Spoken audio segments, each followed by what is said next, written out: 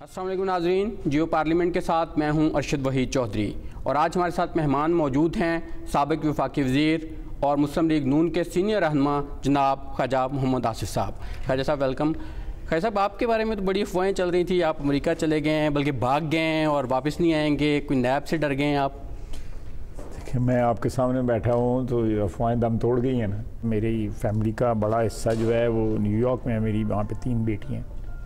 मैं उनके पास गया था, जिस तारीख की बुकिंग करा के गया था वापसी पे, उसे वापस आ गया। आपके सियासी जो मुखालिफ हैं जिनको आपने शिकस्त दी, उस्मान डार साहब, उन्होंने भी नैब से रुजू किया, कुछ फाइलें शाइलें भी उन्हें दी, तो अब वो ये क्लेम कर रहे हैं कि शायद आप नैब की तहकीकात से खौफज़दा हैं।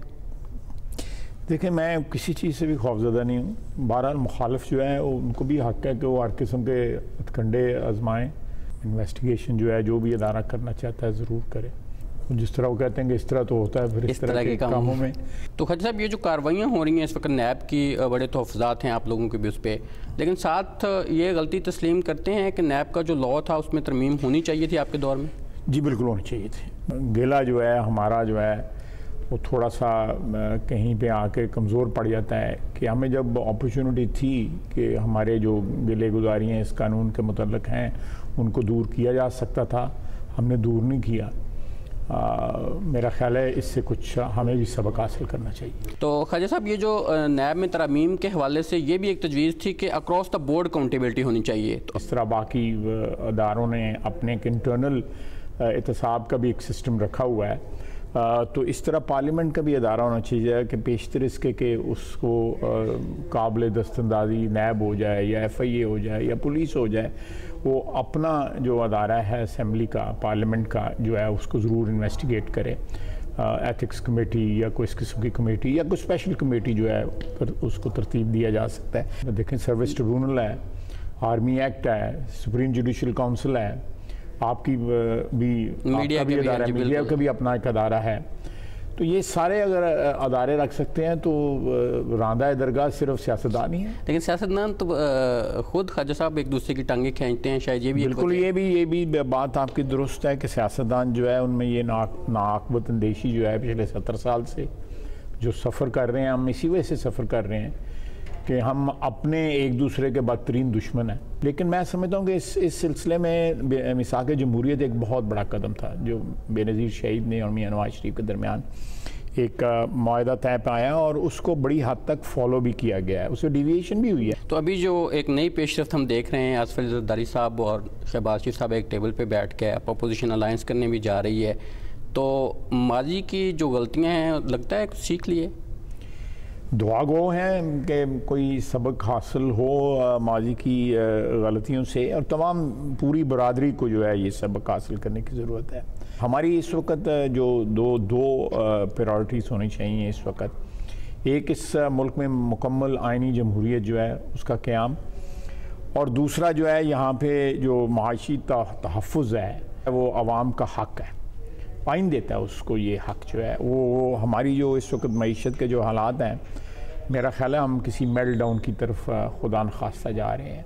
अल्लाह ताला उस मेल्ट डाउन से हमें बचाए, क्योंकि उसमें और बड़ा नुकसान होगा। अगर मुआशी मेल्ट डाउन होगा तो मैं समझता हूँ कि ये एक हमारी बका को ख़तरा हो सकता है, मुल्क की सिक्योरिटी भी खतरे से दो चार हो। बिल्कुल, एग्जैक्टली मेरा यही मतलब था। तो ख्वाजा साहब, इसके लिए अगर मिसाक जमहूरियत आप कर रहे हैं तो मिसाक मईशत भी होना चाहिए? जी बिल्कुल होना चाहिए। ये मियां नवाज शरीफ साहब ने, बल्कि मियां शहबाज शरीफ साहब ने भी अपनी ओपनिंग स्पीच में ये कहा था। मैं समझता हूँ कि जो मियां नवाज शरीफ का जो नारा था वोट को इज़्ज़त दो, वो भी एक आइनी जमहूरियत की बात कर रहे थे और कर रहे हैं।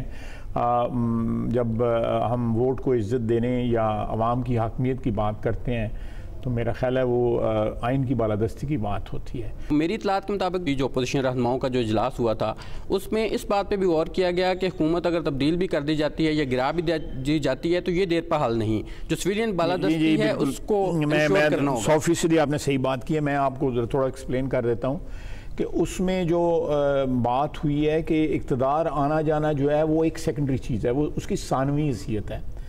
मेन जो बात जो है कि इस मुल्क में जमहूरियत जो है ना वो मुस्तहकम हो, बाकी इक़्तिदार में अरशद वहीद आ जाता है, या ख्वाजा आसिफ आ जाता है, या वालिफ आ जाता है, या बे आ जाता है, वो दैट इमटीरियल। बाउंड्रीज जो हैं आइन ने जो तय की हुई हैं, उन बाउंड्रीज का एहतराम होना चाहिए। तो अब अपोजिशन सारी मिलकर ख्वाजा साहब अल्टीमेटली वोट को इज्जत दो के नारे पे जा रही है, उस पर अमल दरामद देखें। अगर आइन का जो है 1973 के आइन का जो है वो पास किया जाता है और उसका तकद्दस और उसकी हुर्मत के ऊपर सारे जो है वो हल्फ देते हैं, सही मानों में उसका जो पास किया जाता है, तो मेरा ख्याल है कि ये वोट को इज्जत देने वाली बात है। तो ख्वाजा साहब, आसिफ अली ज़रदारी साहब और आपके दरमियान भी गिले शिकवे हमने देखा है, माजी में बड़े हुए हैं। अपोजिशन लीडर शहबाज शरीफ साहब हैं, उन्होंने बड़ी सख्त लैंग्वेज यूज़ की थी आसिफ अली ज़रदारी साहब के बारे में।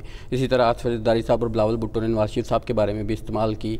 तो क्या अब वो बुलाई जा सकती है इतनी आसानी से? मिसाक जमहूरियत से पहले जो हमारा 15 साल का या 20 साल का जो माजी था, उसमें भी बहुत ज़्यादा तलखियाँ थी। इससे जो आप जिक्र कर रहे हैं, इससे भी बहुत ज़्यादा तलखियाँ थी, बल्कि मैं समझता हूँ कंपैरिजन ही नहीं।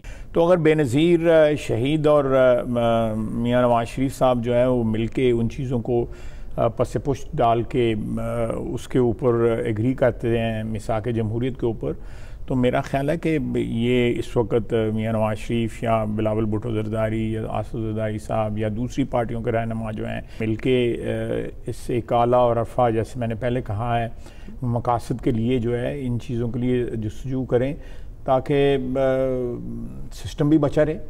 ये बहुत बड़ी इस वक्त एहतियात की ज़रूरत है कि इस सिस्टम को जो है जैसे भी है, अगर ये सिस्टम मौजूद होगा तो इसमें कोई तरमीम या इसमें कोई आगे बढ़ने की गुंजाइश होगी। जब सिस्टम नहीं रहेगा तो फिर क्या, तो खुदा खास्ता ऐसे क्यों खतरात मौजूद हैं? यहाँ पे अगर इकनॉमिक मेल्टडाउन होता है, जो 6 महीने में जो परफॉर्मेंस हुकूमत की रही है, मेरा 2 दफ़ा वज़ीर आज़म साहब आए हैं असम्बली के अंदर, और वज़ीर ख़जाना की भी इसी तरह की गैर हाज़िरी है।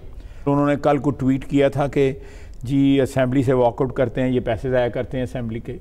खुद उन्होंने धरने के दौरान तनख्वाहें वसूल की हुई हैं। इतना भी जो है लिहाज नहीं किया कि चलें धरना दिया हुआ है, एहतजाज किया हुआ है, तनख्वाह तो वसूल ना करें। सारी असम्बली ने चंदा दिया सैलाब ज़दगान को।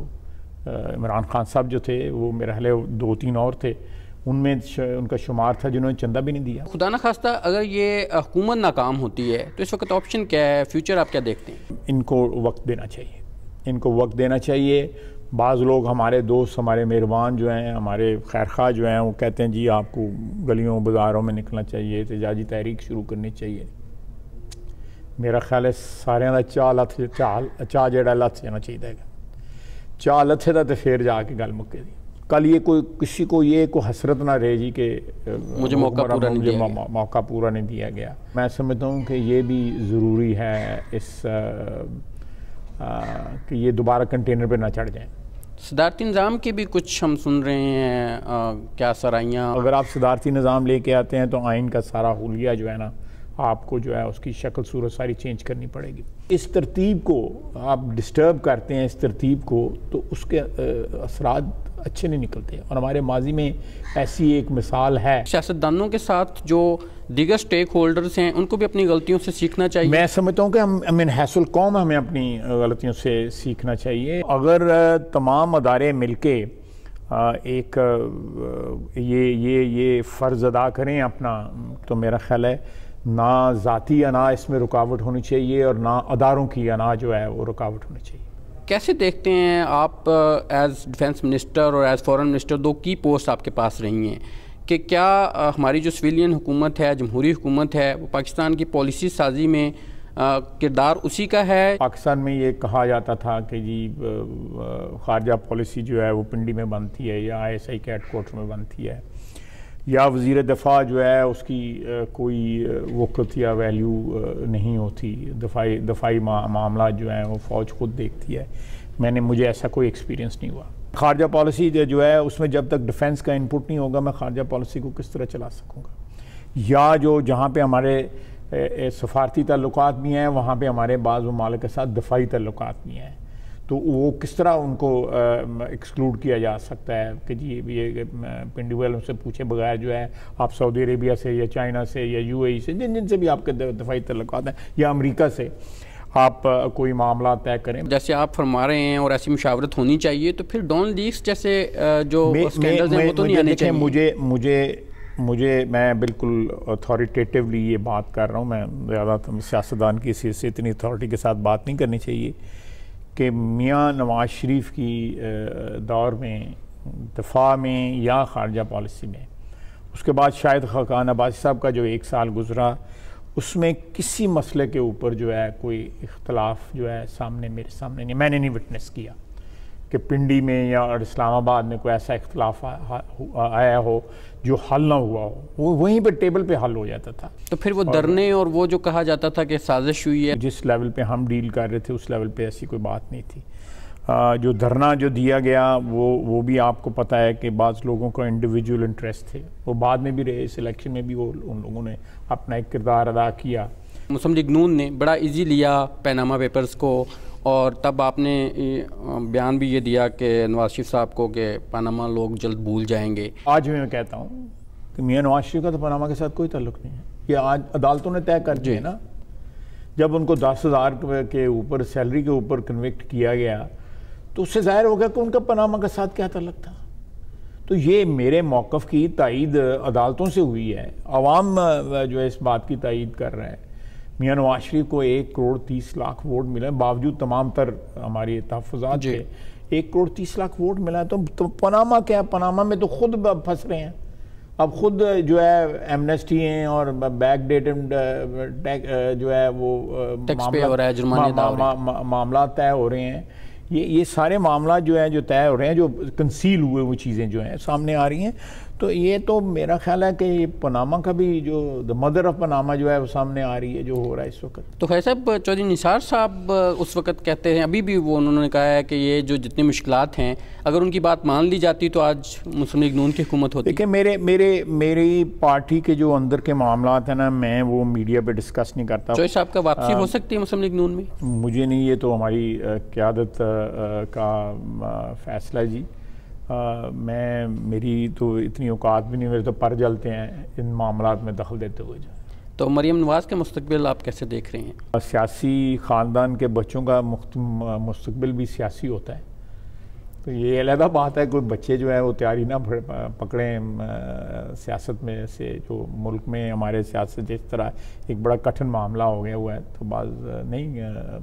लेकिन मैं समझता हूँ उनका सियासत के साथ ताल्लुक़ है, ताल्लुक़ रहेगा। आपको यकीन है नवाज शरीफ साहब दोबारा फिर इस पोजीशन में आ सकते हैं कि वो ना सिर्फ आपकी पार्टी को लीड करें बल्कि मुस्तकबिल 14 मेंबर थे ना हमारे असेंबली में, मुझे उस वक्त भी यकीन था कि नवाज शरीफ का मुस्तकबिल है सियासी। तो आज तो हम 84 हैं। शहबाज शरीफ साहब इस वक्त पार्टी के सदर हैं, तो उनकी जो पॉलिसी है आप पूरी तरह एंडोर्स करते हैं? क्योंकि उन पे भी ये इल्ज़ाम लगाया जाता है कि शायद कोई मुफाहमत पे कोई NRO करना चाहते हैं वो। देखें, नहीं NRO वगैरह करने की ना कोई कोशिश है ना ज़रूरत है, अल्लाह के फजल से। अगर शहबाज शरीफ साहब का एक पॉइंट ऑफ व्यू है या उनकी अप्रोच है, लेकिन मकसद जो है हर शख्स का वो एक ही है कि आइन और कानून की बालादस्ती हो। कहीं पे उनकी अप्रोच में आपको नज़र आता है कि वो माइल्ड हैं, तो इसका ये मतलब नहीं है कि मंजिल जो है उनकी मुख्तलिफ है और बाकियों की मुख्तलिफ है, कतई तौर पर नहीं है। ज़रदारी साहब ने जो तजवीज़ थी कि सेनेट का कंट्रोल हासिल कर लेना चाहिए और इसके अलावा फ़ौजी अदालतों की तोसी की मुखालफत उन्होंने की। मेरा ख्याल है कि मैं अभी ना कमेंट करूं, क्योंकि ये ताज़ी बात है, कल ही इकट्ठे बैठे मसला ख़राब ना हो जाए। मसला ख़राब। बहुत शुक्रिया Khwaja Sahab. Thank you. Senior रहनुमा मुस्लिम लीग नून के और साबिक़ वफ़ाक़ी वज़ीर ख्वाजा आसिफ की अहम गुफ्तगू आपने सुनी, जो ये यकीन रखते हैं कि पाकिस्तान के मुआशी और तमाम दीगर मसाइल का हल पाकिस्तान के इस जमहूरी निज़ाम के तसलसल और आइन की बालादस्ती में है। प्रोडक्शन टीम खलीक अहमद और रिजवान शाह के साथ अरशद वहीद चौधरी को जियो पार्लियामेंट से इजाज़त दीजिए। अल्लाह हाफ़िज़।